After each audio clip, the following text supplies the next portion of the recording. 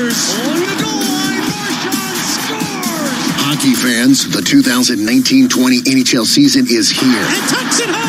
And with this team, it's really fun to be a part of a team like that. You can hear the action live on TuneIn Premium. From regular season action to the All-Star Game and through the Stanley Cup in June. Hear the home and away call for every game, for every team live. At home or on the go, never miss a game with the NHL on TuneIn Premium. Upgrade today. The swagger of a perfect dunk. The rush of a three made from all the way downtown. The adrenaline surge of great defense. Can you feel the goosebumps yet? There's nothing like live NBA and nothing like listening live on TuneIn. Giannis down the lane of the rim, throwing right corner three. Another TuneIn one. Premium brings you every minute of the NBA season, so you can be there when it matters most. Never miss the action as it happens. Hear the ball you love. Hear it live on TuneIn. Search NBA today to start listening. The Better Network is now on TuneIn. This is Brent Musburger. Search the Better Network. That's the BETR Network. And then let us get you better prepared to better enjoy the day in sports. The NFL, college football, basketball, hockey, baseball. Sharpen your edge. The Better Network is now on TuneIn. Be better informed. Be better prepared. Search the Better Network. That's BETR. Hey, NFL fan, can't watch the game? Can't be there? We've got you covered. With TuneIn Premium, you can listen to every NFL game live as it's happening. LaShawn McCoy has an opening on the right side, plunges into the end zone for the touchdown. Or catch it later on demand. Offset backs behind Mahomes. The give is to Williams. Starts right, cuts it back to the left, and blows into the end zone for the touchdown. You call the plays. Follow the NFL anytime, anywhere, all season long with TuneIn Premium. Upgrade today. The Economist is out with its annual worldview of the year ahead. The latest edition identifies 12 key themes for 2020, touching on the U.S. election, global uncertainty, the unstoppable baby boomers, and more. And here to break down some of those themes is Daniel Franklin, executive and diplomatic editor of The Economist and the outgoing editor of the magazine's annual World In publication. Dan, good to see you. Great to see you, in fact. Good to be with you, Tyler. Delighted to have you with us. Let's go through a couple of your items on your list, and obviously you can refer to the magazine for more. Number one, economies globally will wrestle with negativity. What are you talking about here specifically, and what tools will economic policymakers try and throw at the problems, and do they have those tools? Well, two things really. One is just the general slowing down of growth. It's a very difficult picture around the world. India, China, the big emerging markets have slowed. And back in Europe, Germany's just narrowly avoided recession. My own country is having the slowest growth in years. And I think the U.S. economy will slow. But specifically, the negativity is the negative interest rates that in many parts of the world are bringing, I suppose, Alice in Wonderland economics, where you can actually take out a loan and pay back less at the end of it than at the beginning. And that's very hard for banks in particular. And I think Europe especially will be finding it hard to keep profitability in the financial sector in that environment. Very interesting and ominous at the same time. Moving on to number two, sustainability will be all the rage. I assume what you're referring to here is the growing push among investors and people in corporate constituencies to behave more responsibly and take the planet into account more than we do today. Yes, and I think that pressure is very palpable. You feel it in the Business Roundtable, for example, saying it's no longer just all about shareholder value. It's also about responsible husbandry.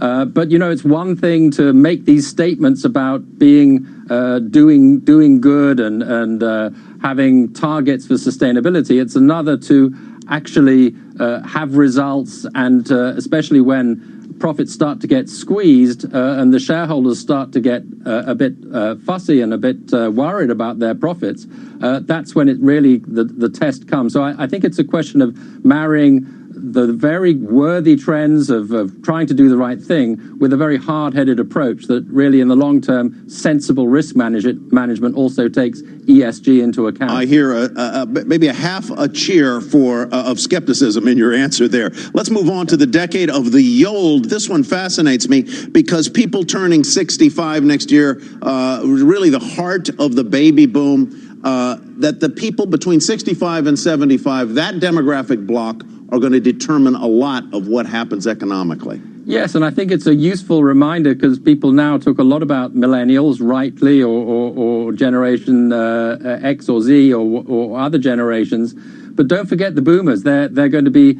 more numerous, healthier and wealthier than ever before. And traditionally, this was the age that they're coming into now when they would be retired. But many of them want to be active. They're big consumers of things like air travel and other tourism. They're very, very fussy about all sorts of areas. So they are going to be disrupting markets across the world. Don't forget the old. All right, let's go very quickly. Judgment time. The Economist figures through its AI work that Trump will lose in 2020. Very quick answer here. How did they come to that conclusion? Well, I don't think it's the Economist that reckons that. I think it's actually too early to tell, but that's what the AI said. That's what the AI said, and that Brexit will leave Great Britain divided and under disunity. That one would seem fairly simple to think through. Dan Franklin, thanks very much. We appreciate it. Thank you. My pleasure. Great to see you. That does it for the exchange. I'll join Contessa Brewer now for Power Lunch, which begins instantly. Waiting with bated breath for that. Meanwhile, I'm Contessa Brewer. Here's what's at 2 on Power Lunch today. Trade triumphs, the USMCA deal ready to be signed on the dotted line. The next round of China tariffs coming down the line reportedly will be delayed. We'll tell you what that means for the market. Plus, it's going from bad to worse for Boeing. Orders cratering this year, and a former Boeing employee will testify tomorrow about the 737 MAX failures. We have those details. And later, an exclusive interview with SEC Chairman Jay Clayton, talking everything from the rise of cryptocurrencies to why he rejected the NYSE's direct listing proposal. Power Lunch starts right now.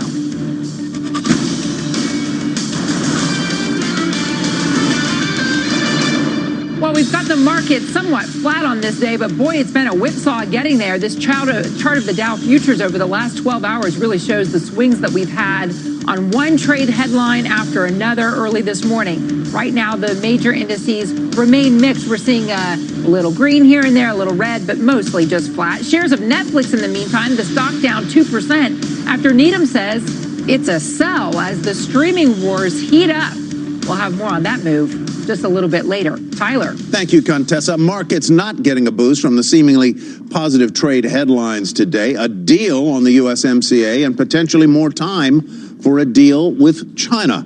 Kayla Tausche has the latest. Hi, Kayla. Hi, Tyler. House Democrats announcing they've reached a deal with the White House on a new NAFTA. 2.5 years after the Trump administration reopened the deal and a year after the three countries signed the new USMCA. The revised agreement has many business implications. Regular compliance of the new deal's labor, wage, and environmental provisions, and removing certain protections for brand name drugs against generics. For those reasons, the deal will have outsized impact on the auto and pharmaceutical industries. Tom Donahue, who leads the U.S. Chamber of Commerce, says the certainty, though, will be a good thing.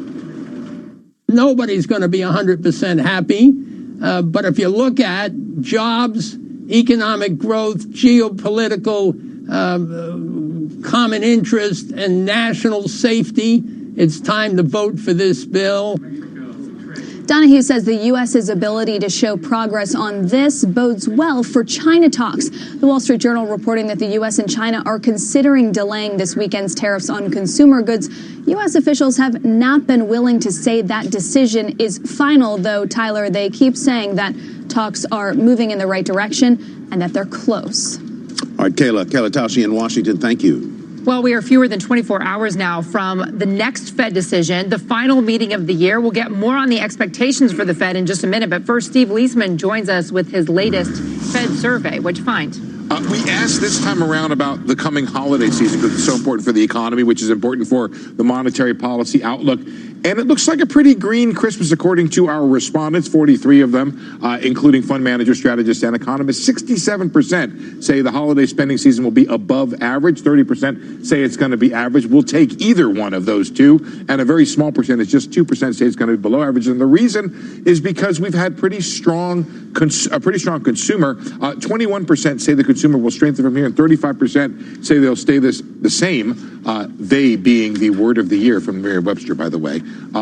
and that's good news in part because the consumer has remained strong. As for the outlook for overall growth, twos, well, not so wild. Depends upon your outlook. Your 2% is seen as the potential of the economy, and that is precisely what our forecasters expect into a very long time into the future here. 2% in 2019, 2% in 2020, 1% in 2021. Good news, the chance of recession has fallen. It has been elevated for a while. It's still up relative to the average, and this is the probability of recession as gauged by the respondents over the next 12 months. That's down 8 points from where it was in the prior survey. The two biggest threats, protectionism and global economic weakness. Now let's look at what the respondents expect for the Fed. 100%. Not 99.9. This is better than Ivory Soap. Expect the Fed to remain on hold when it puts its statement out tomorrow. But even more interesting, just 48% see a rate cut in 2020, and the average month of that rate cut would be in June. So the Fed about to go into what we're calling here hibernation. Right. Policy hibernation. So if all of the people are so sure that know what the Fed decision will be, what we don't know is what Jerome Powell and the Fed will say. What are you listening for? Well, we kind of do know. Okay. Because he's been sort of like a broken record on this. Two things. There's a clinical thing, which will be in the statement. They used to say act as appropriate. That was a wink and a nod that they were going to cut rates or move rates anyway. And now assesses as appropriate is for being on hold. But there's another more colloquial. Powell's a little bit more of a person of the people here. And so we put together a little montage of his favorite saying. As the year began, both the economy and monetary policy were in a good place. I think what it indicates is the economy's in a good place. Overall, the economy is, as I like to say, in a good place. We believe that monetary policy is in a good place. We believe monetary policy is in a good place to achieve these outcomes. I think policy is in the right place right now.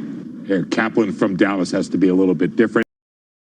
What's interesting to me, I guess slightly amusing. Isn't that an NBC show, The Good Place? Ted Danson? I believe it is. What's interesting is Claret is like this monetary policy expert, and a lot of these other guys are kind of like, these wonky PhD guys. Good place has now become an economic monetary policy term of art. Assesses as appropriate. Isn't it always appropriate to assess? Yes, absolutely. The actual phrase here is the committee will continue to monitor the implications of incoming information for the economic outlook as it assesses the appropriate path of the target range for the federal funds rate. You can say that, or you can say we're in a good place. I like it. All right, Steve, thank you very much. Pleasure. And as we said, it has been a whipsaw kind of day for the market, reacting to a number of competing trade headlines ahead of tomorrow's Fed meeting. Let's bring in Quincy Crosby, Chief Market Strategist for Prudential Financial, and Andrew Sliman, Senior Portfolio Manager and Managing Director with Morgan Stanley Investment Management. Welcome to both of you. Andrew, we had on last hour a guest who said no and no.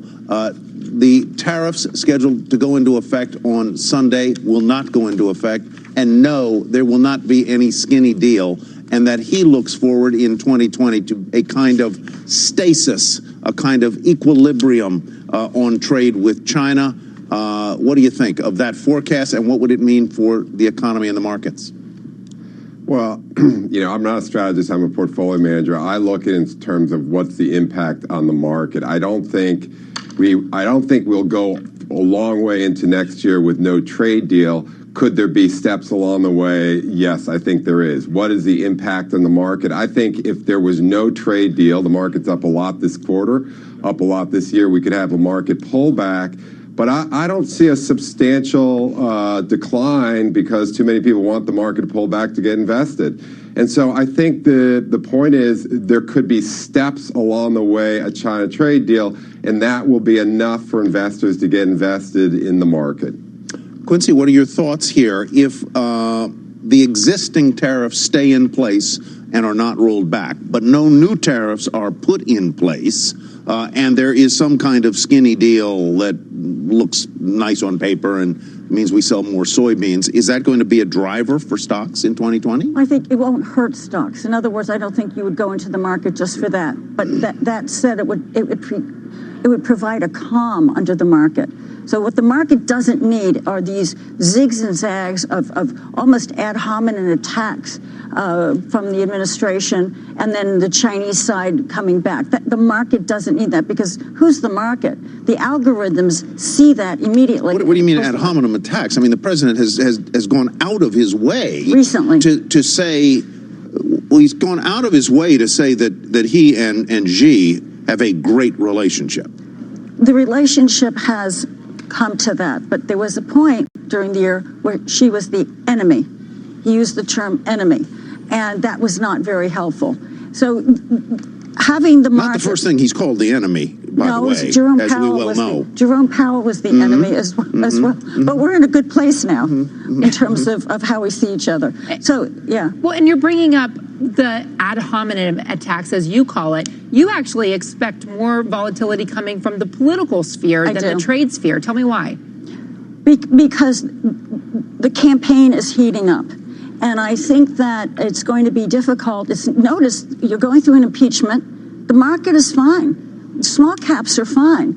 The political calculus hasn't changed. Does that make sense to you, that everything's fine even though we have articles of impeachment introduced on Capitol Hill? Yes, because remember, we're looking at the market. The market says who is going to be the candidate. Any change in that, all of a sudden volatility kicks in. Andrew, I wanted to ask you, you say that you're actually getting ready for a first inning of the capitulation trade. Tell me why you think investors are ready to give back some of their gains. No, I don't mean that. I mean capitulation as in, look, the pattern of this year is very consistent with the past, which is when you have a big, nasty drawdown like we had last year, it actually sets up for the market to do pretty well. But unfortunately, investors, because they look backwards, they liquidate. They liquidated in 2012 after the nasty drawdown in 2011. They liquidated in 2016 after the nasty drawdown 15-16. And they liquidated this year after the nasty drawdown of 2018. After about a year of liquidating as the market goes up, investors say, oh, wait, I made a mistake. I better get back in. And that's what happened in 2013 and 2017. Fund flows turned positive and investors invested. Okay, I think that's what's going to happen next year. And wait a minute, can I just finish? The volatility comment, I actually, if you look back on 2013 and 2017, there was very little volatility because every pullback was an opportunity to actually get invested. We had 3 down days around Thanksgiving, and then the market reversed. I think it's because the pullbacks give investors the opportunity to get in. An interesting factoid is, in the last 35 years, every year where there's been net outflows from equities, the next year the market is up because people capitulate. So the capitulation is capitulating and getting back in. Got it. All right, we got to leave it there, folks. Quincy Crosby, thank you. Thank you. Andrew Sliman, thank you as well. Coming up, a rare look inside the SEC and how it enforces the rules. We'll speak to SEC Commissioner Jay Clayton after this. And we're watching shares of Boeing. A day before, a whistleblower who says he warned Boeing about problems with the 737 MAX is going to testify in Congress. Those stories and more coming up on Power Lunch.